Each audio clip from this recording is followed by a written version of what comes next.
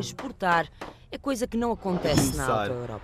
A Auto Europa poderá parar. À espera estão 5.000 viaturas produzidas na Auto Europa. O caso da Auto Europa é o mais complicado. A Auto Europa, os carros da Auto Europa já são 6.000. É uma das Entre mais outras empresas afetadas. afetadas está a Auto Europa. A empresa Auto Europa, por enquanto a Auto Europa tem 8.000 carros aqui parados na Auto Europa. 6.000 carros E a Auto estacionados. Europa concretiza. Muitos carros. Os estivadores voltaram à carga.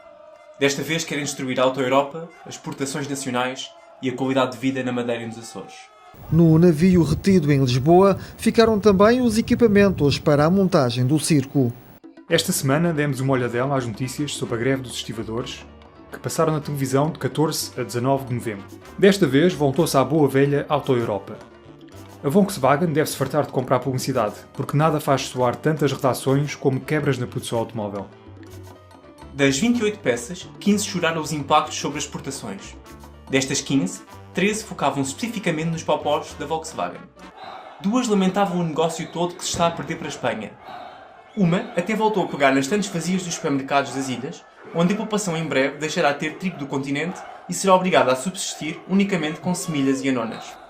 Já sabemos que para as notícias, a boa greve é aquela em que nenhum serviço é afetado, nenhuma empresa sofre prejuízos e nenhum cidadão é importunado, poupando assim o esforço de fazer peças aborrecidas sobre lutas laborais e focando no que é importante.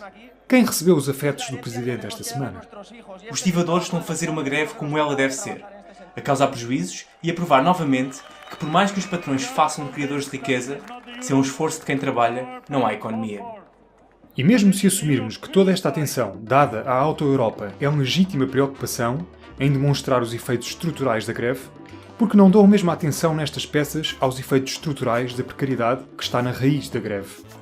Porque não vão entrevistar outros trabalhadores noutros setores que estão na mesma situação e os efeitos que tal tem nas suas vidas? Porquê é que os próprios trabalhadores da Auto Europa merecem 5 segundos para exprimirem em segunda mão a sua solidariedade com a greve dos estivadores?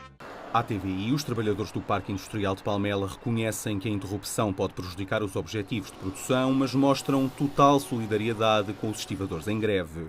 Mas os patrões e a Ministra do Mar merecem 13 segmentos dedicados às suas desculpas esfarrapadas. Eles não são precários.